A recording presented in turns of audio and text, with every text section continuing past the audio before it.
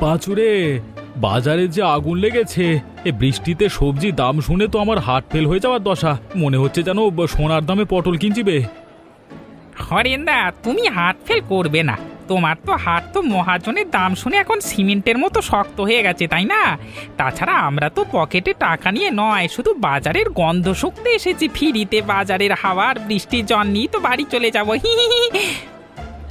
গন্ধ শুকে পেট ভরবে, বাড়ি গিয়ে বউকে কি বলবো? বউকে বলো তুমি এক নতুন ধরনের উপবাস করছো। বউ আমার এই ডায়লগ শুনলে আমাকে ঘরের বাইরে বের করে দেবে।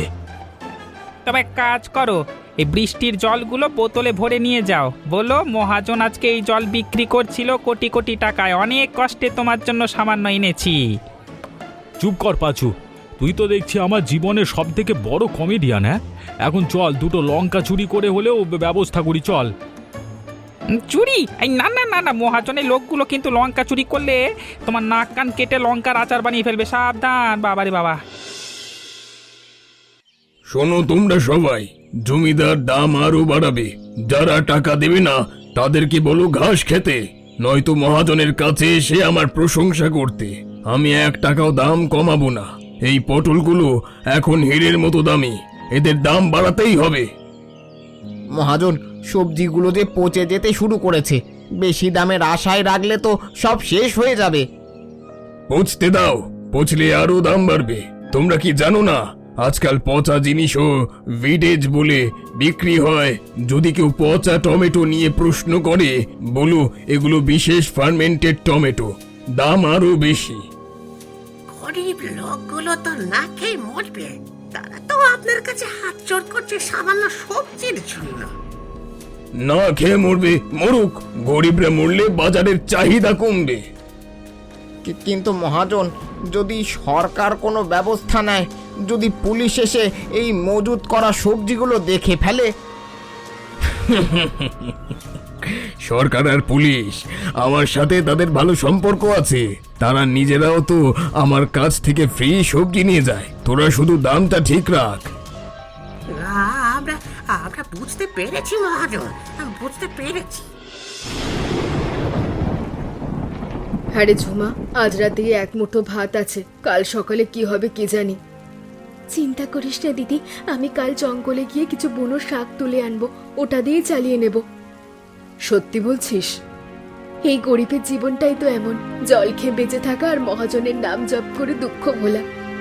মহাজনের নাম জপতে হবে না, কিন্তু কাল যদি মুরল মশাইয়ের কাছে গিয়েও সাহায্য না পাই, তাহলে এই গ্রাম ছেড়েই চলে যেতে হবে। দিদি, কাল চল মহাজনের গুদামের সামনে বসে ধর্ণা দিই, গান গেয়ে বলবো, ও মহাজন এবার তো সবজি ছাড়ো, নয়তো আমরা তোমার গুদামেই শুয়ে পড়বো। ধর্ণা দিলে কি সে সবজি দেবে? উল্টে তার লোকেরা এসে আমাদের পিটিয়ে সোজা করবে। এই নুন আর সামান্য ভাতটা খেয়ে নি, এইটুকুতেই আজ রাজকীয় ভোজ সারতে হবে। দোহাই আপনাদের, আমাকে একটু বসতে দিন। দিদি ঘরে না খেয়ে বসে আছে। এই শাকগুলো তো আমি জঙ্গল থেকে তুলে এনেছি, এতে তো কারোর কোনো ক্ষতি হবে না। এখানে বাজার বসানো মানা, যদি কিছু বিক্রি করতে হয় মহাজনের অনুমতি লাগবে, নইলে এই শাকের ঝুড়ি নিয়ে সোজা বাড়ি যাও। আর যদি বেশি কথা বলো, তোমার ঝুড়ি আর তোমাকে একসাথে নদীতে ফেলে দেব। এ পাঁচু, দেখছিস লোকটার সাহস? সামান্য শাক বিক্রি করতে দিচ্ছে না। মনে হচ্ছে এখন থেকে শ্বাস প্রশ্বাস নেওয়ার জন্য মহাজনের কাছে অনুমতি নিতে হবে। ধৈর্য ধর হরেন্দা, মহাজনের লোকটাকে তেড়ে মারতে যেও না, ওরা সংখ্যায় অনেক বেশি। বরং চলো ঝুমাকে কিছুটা টাকা দিয়ে শাকগুলো আমরাই কিনে নিই, অন্তত মালতী দিদির পেটে কিছু যাবে। কি ব্যাপার, তোমরা দুজন ফিসফিস করছো কেন? যদি ঝামেলা করো তাহলে তোমাদেরও মহাজনের খাতায় নাম তুলে দেব। আপনারা যান, দয়া করে যান, আমি এখান থেকে চলে যাচ্ছি। এই শাকগুলো আমি ফ্রিতে দিচ্ছি, তবু আপনারা শান্ত হন। মহাজনের লোক, বাবারে বাবা। শোন ঝুমা, ভয় পাস নে, আমরা তোর পাশে আছি। মহাজনকে একবার সুযোগ মতো দেখে নেব। এখন চল মোড়ল মশাইয়ের কাছে একবার যাওয়া যাক, উনি যদি মহাজনের উপর একটু দাপট দেখান। হ্যাঁ চলো, মোড়ল মশাই তো গ্রামের মাথা, তার কথা নিশ্চয়ই সবাই শুনবে। যদি না শোনেন তাহলে আমরা নিজেরাই একটা প্রতিবাদ কমিটি তৈরি করব, যার নাম হবে খিদে পাওয়া মানুষের দল। হ্যাঁ মোড়ল মশাই, আমাদের দিকে একটু তাকান।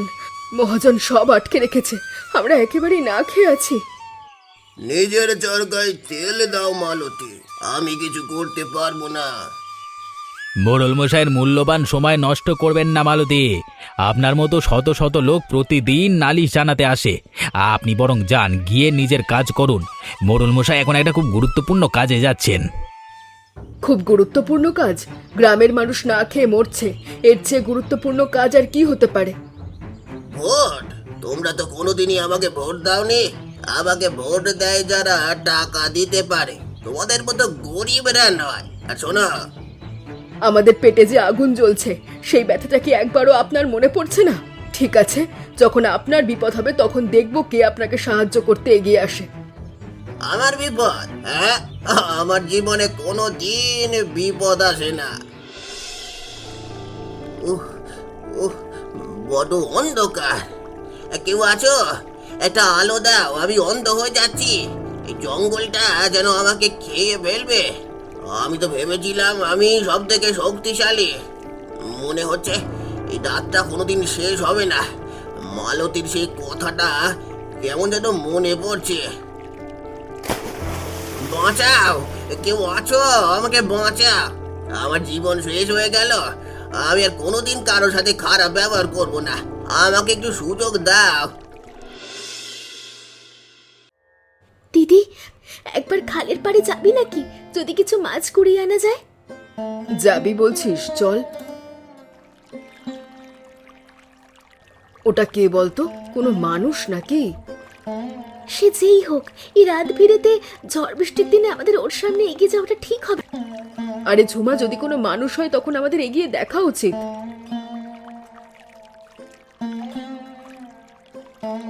আরে, এ তো মোড়ল মশাই, কিন্তু এখানে কি করে এলো?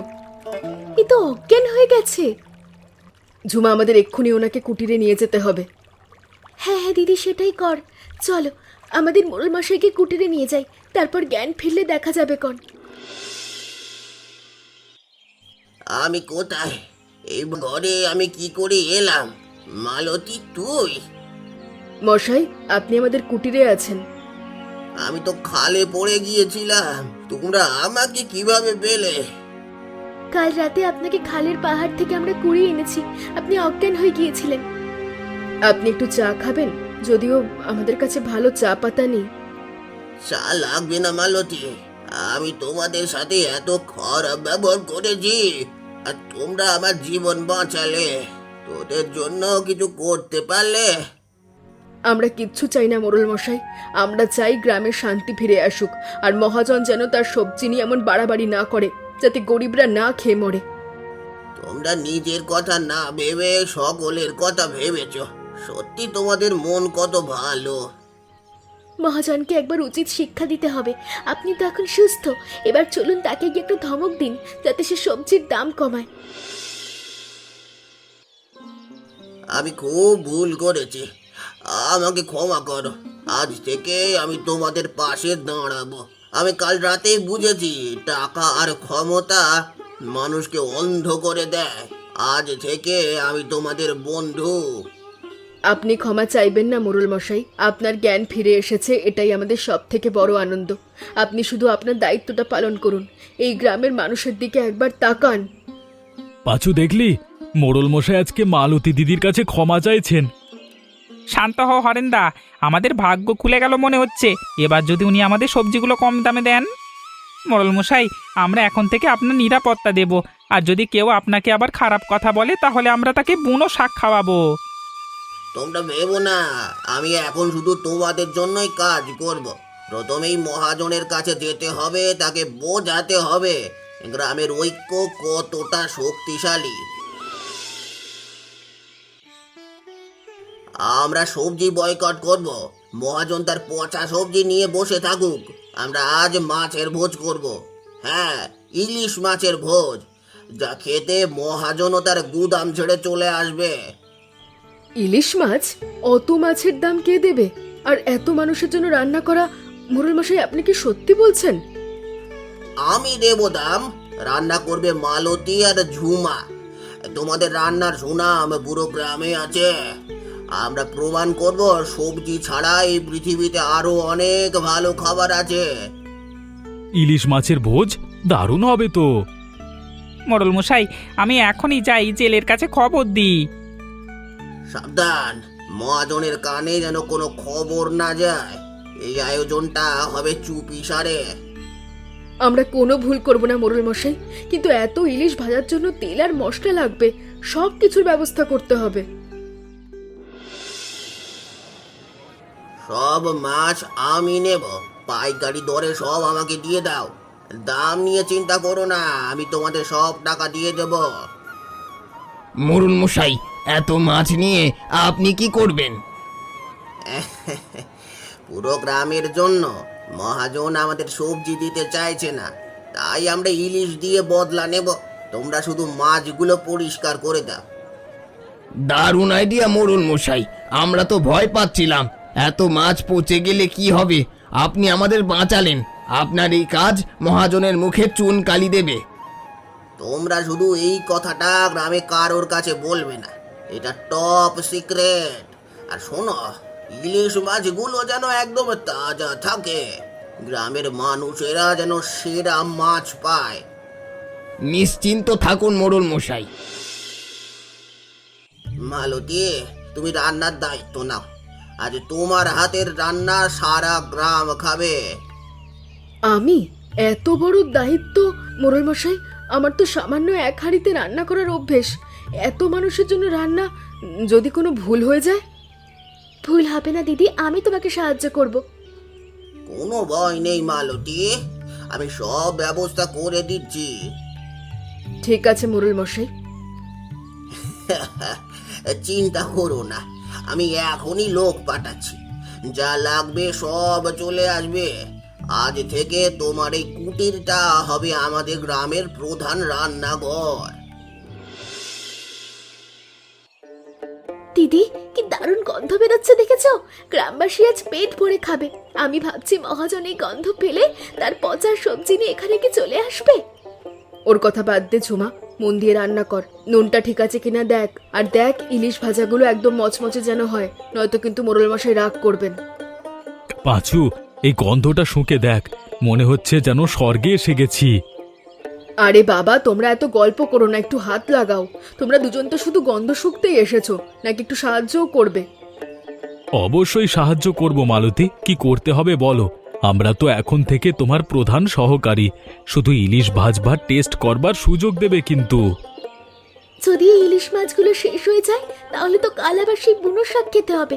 আমরা কি আর রোজ ইলিশ মাছ ভাজা খেতে পারবো? যদি ঐক্য থাকে তাহলে সব সম্ভব ঝুমা। এই ইলিশ ভাজা শুধু খাবার নয়, এটা ঐক্যের শক্তি। কেউ আসছে না কেন? সব সবজি পচে গেল। মোড়ল এই কাণ্ড করলো। আমি তো ভেবেছিলাম আমার সব সবজি ছাড়া এদের জীবন চলবে না। এ কি হলো? মহাজন, বাইরে কিসের একটা দারুণ গন্ধ আসছে। মনে হচ্ছে ইলিশ ভাজা হচ্ছে। গ্রামের সব লোক নাকি সেখানে ভোজ খাচ্ছে। মোড়ল মশাই নাকি সব মাছ কিনেছেন। ইলিশ ভাজা? মোড়লের এত সাহস!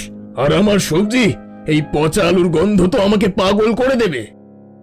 গ্রামবাসীরা তো সবজি বয়কট করেছে। তারা বলেছে সবজি নয়, এখন আমাদের ইলিশ মাছই সব। আমার এত টাকা, এত লাভ সব জ্বলিয়ে গেল। আমি এখন কি করব? আমার তো এখন মাছের গন্ধ শুকতে ইচ্ছে করছে। আমিও কি ইলিশ ভাজা খেতে যেতে পারি? কেউ কি আমাকে সেখানে ঢুকতে দেবে? আপনি গেলে তো সবাই হাসবে। তার চেয়ে বরং আপনি এই পচা আলুর গন্ধ শুকুন। মোড়ল মশাই, রক্ষা করুন। সব সবজি পচে গলে যাচ্ছে। আমি দাম আধা করে দেব, তবু কেউ কিনুক। আমি ভুল করেছি, আমার অহংকার ভেঙে গেছে। আমি এখন এই সবজির গুদাম নিয়ে কি করব? দাম আধা করবেন? আপনার কি লজ্জা করে না? যখন গরিবরা না খেয়ে মরছিল তখন কোথায় ছিলেন? এই পচা সবজি এখন আপনি নিজেই খান, আর এই পচা গন্ধ নিয়ে আপনার গদিতেই বসে থাকুন। আমাকে ক্ষমা করুন মোড়ল মশাই, আমি বুঝতে পারিনি সবজি ছাড়াও মানুষ বাঁচতে পারে। আমাকে একটা সুযোগ দিন, আমি গ্রামের সবাইকে ফ্রি সবজি দেব, আর গরিবদের জন্য কিছু টাকাও দেব। ফ্রি সবজি? এখন আপনি ইলিশের গন্ধ পাচ্ছেন? গ্রামের মানুষ এখন ইলিশ ভাজা খাচ্ছে, আর তারা আপনার সবজি বয়কট করেছে। আপনার লোভই আপনার এই হাল করেছে। মহাজন মশাই, আমি তো আগেই বলেছিলাম সবজিগুলো পচে যাবে। এখন আপনার উচিত মোড়ল মশাইয়ের একটু পা ধরে ক্ষমা চেয়ে নেওয়া। আমার সব শেষ। আমি এখন কি করব? আমি তো এখন ফকির হয়ে গেলাম। আপনার সবজি এখন শুধু সারের কাজে লাগবে। আপনি যান, আর কোনোদিন এই গ্রামে এসে ব্যবসা করার চেষ্টা করবেন না। চলুন মহাজন মশাই, এবার আমাদের ইলিশ ভাজার গন্ধ শুকতে যেতে হবে। তারপর আপনার পচা সবজির গুদামের ভেতর গিয়ে রাত কাটাতে হবে। ভাল লাগে না।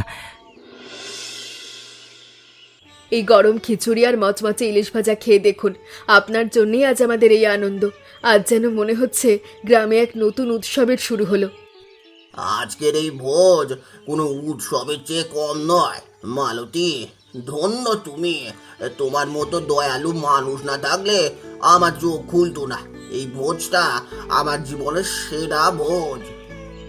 আমিও ইলিশ ভাজা পরিবেশন করছি। সবাই বলছে ঝুমা, এই ইলিশ ভাজা মহাজনের পচা সবজির চেয়ে হাজার গুণ ভালো।